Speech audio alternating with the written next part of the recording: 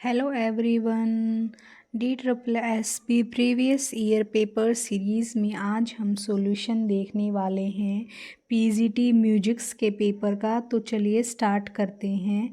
हमारे पास पहला प्रश्न है, निम्न विकल्प में से उस विकल्प का चयन करें जो दिए गए संधि विच्छेद शब्द का सही संधि विकल्प है। यानी यहाँ पर हमें बताना है सखी जमा ऐश्वर्य। क्या दिया हुआ है? सखी जमा ऐश्वर्य। इसका हमें जो है संधि विच्छेद दिया हुआ है और इससे हमें शब्द बनाना है। तो शब्द हमारा बन जाएगा संकेश्वर्य। क्या बन जाएगा? संकेश्वर्य। आगे चलते हैं। नेक्स्ट प्रश्न है हमारा यहाँ पर। अगला हमें क्या दिया हुआ है? शब्द दिया है और उसका संधि विच्छेद करना है। शब्द क्या दिया है? शताधिक। क्या दिया है? शताधिक। तो इसका राइट आंसर हो जाएगा सत जमा अधिक। ये क्या है? हमारा दीर्घ संधि का उदाहरण है। दीर्घ संधि का उदाहरण है। यहाँ पर क्या हुआ है? ए और जो हमारा ए है उसने मिलकर के आ की मात्रा बना दी है, मतलब आ बना दिया है। आगे चलते हैं। अगला प्रश्न है हमारे पास, निम्न विकल्प में से उस विकल्प, यानी हमें स्त्री सदैव स्त्री लिंग रूप मिलता है। तो ये है हमारी हिंदी। ठीक है, हिंदी। आम्र, ग्रंथ, चढ़ावा, ये तीनों के तीनों हमारे क्या हैं? पुल्लिंग हैं। क्या है? हमारे पुल्लिंग हैं। और जो हमारी हिंदी है वो हमारी क्या है? स्त्रीलिंग है। आगे चलते हैं। अगला प्रश्न है हमें अनु उपसर्ग से बने शब्द को हमने बताना है। अनु उपसर्ग शब्द का अर्थ होता है पीछे। क्या होता है अर्थ? इसका अर्थ होता है पीछे। तो हमारा सही हो जाएगा अनुमान। अनुमान। जो अनंत, अन्यास और अनर्थ है, इसमें हमारे पास जो उपसर्ग है वो ए है। ए उपसर्ग का मतलब होता है नहीं। क्या होता है इसका मतलब? नहीं। तो अनंत यानी जिसका अनंत नहीं है, अनर्थ। ठीक है, इस तरीके से हम लोग यहाँ पर अनु का जो राइट आंसर हो जाएगा वो हो जाएगा अनुमान। इसका अगर हम करेंगे तो ये ऐसा लिखा होगा, अनु जमा मान। अनुमान। ये हमारा अनुमान हो गया। ठीक है, यानी कि जिसका मान मतलब पहले से ही अनुमान करना, मतलब प्रेडिक्ट करना। आगे हमें दिया है निम्न विकल्प में से यहाँ पर भिन्नार्थी शब्द का अर्थ बताना है। देखो, दो शब्द दिए हैं हमें, एक दिया है अम्ब और दूसरा दिया है हमें अम्बु। तो अम्बु का मतलब होता है जल और अम्ब का मतलब होता है माता। आगे चलते हैं। नेक्स्ट क्वेश्चन है हमारे पास, ये भी हमें शब्द युगम यहाँ पर बताना है। तो सुधी का मतलब क्या होता है? सुधी का मतलब होता है बुद्धिमान और इस सुधी का मतलब होता है याद। तो सही उत्तर हो जाएगा हमारा 4 वाला। आगे चलते हैं। अगला प्रश्न है हमारे पास, अनेकार्थी रूप का सही विकल्प हमें बताना है नाक।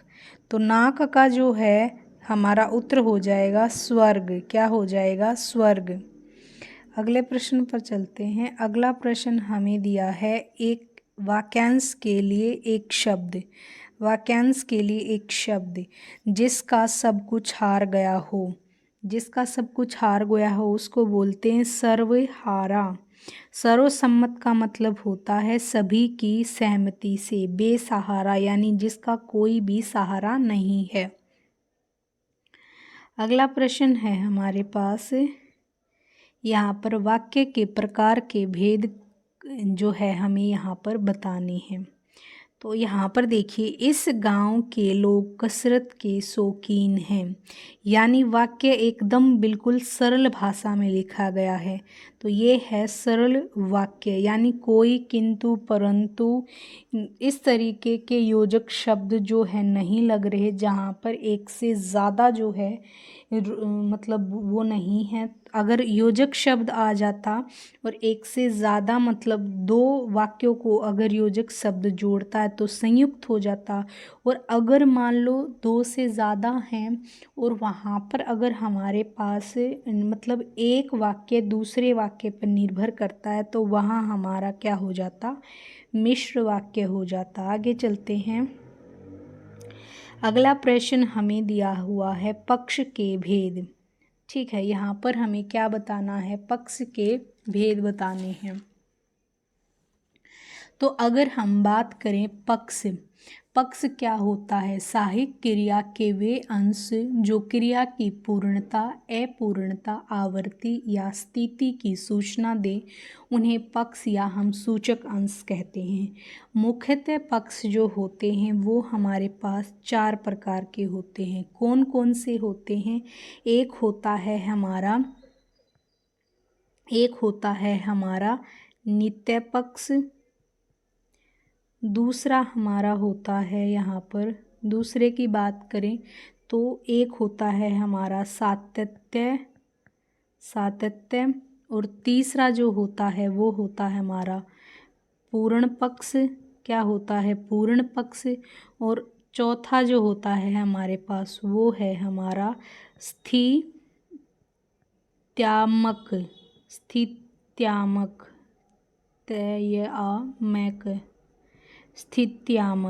ठीक है, तो ये जो है हमारे पास चार प्रकार के मुख्यतः पक्ष होते हैं। तो अगर हम इसमें हमसे पक्ष पूछा है तो अगर हम देखें तो इनमें से तो हमारे पास ये पक्ष ही नहीं होते हैं, तो तीनों ऑप्शन हमारे वैसे ही एलिमिनेट हो गए। तो ऑप्शन थर्ड ही हमारे पास बचता है, सातत्य बोधक पक्ष। सातत्य बोधक पक्ष क्या होता है? जिसमें कार्य के लगातार होने का पता चलता है, वो हमारा जो है इसको हम कॉन्टिन्यूअस भी सातत्य में, यानी कि जिसमें कोई चीज़ कार्य या लगातार चल रही है। जहाँ इसमें देखिए क्या बोल रहा है कि कृष्ण कितनी अच्छी बांसुरी बजा रहा है, यानी काम अभी भी चल रहा है। तो सही उत्तर हमारा यही हो जाएगा। आगे चलते हैं। अगला प्रश्न हमें दिया गया है वृत्ति का भेद हमें बताना है। क्या बताना है हमें? वृत्ति का हमें भेद यहाँ पर बताना है। तो मुख्यतः वृत्ति जो है, वृत्ति की पहले परिभाषा जान लेते हैं। वृत्ति होती क्या है? क्रिया के जिस रूप से लेखक या वक्ता के मन की स्थिति का पता चले उसे वृत्ति कहते हैं। मुख्यतः वृत्ति जो है अगर बात करें तो 5 से 7 प्रकार की बताई गई है। क्या बताई गई है? 5 से 7 प्रकार की वृत्ति जो है वो बताई गई है।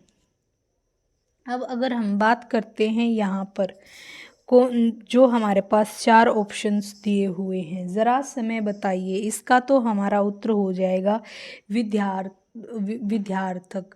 ठीक है, तो अगर बात करते हैं हम संकेतार्थक की, संकेतार्थक वृत्ति क्या होती है कि मतलब संकेत मिलता है। जैसे मैं बात करूं कि यदि तुम मेहनत कर लो तो पास हो जाओगे। ठीक है, यदि तुम मेहनत कर लो तो पास हो जाओगे। उसके बाद आता है संदेहार्थक। संदेहार्थक का मतलब होता है जहाँ क्रिया के होने में संदेह हो। जैसे उदाहरण के तौर पर माँ खाना बना रही होगी, यानी अभी हम सिर्फ अजम्पशन लगा रहे हैं कि खाना बना रही होगी। हो सकता है खाना बना लिया हो या हो सकता है खाना बनाने वाली हो। ठीक है, उस तरीके से। उसके बाद निश्चयार्थक से वक्ता द्वारा क्रिया को करने की निश्चितता का पता चले, वहाँ पर हम निश्चित, तो इसका आंसर हमारा हो जाएगा विध्यार्थक। आगे चलते हैं। नेक्स्ट प्रश्न हमें दिया हुआ है मुहावरे से।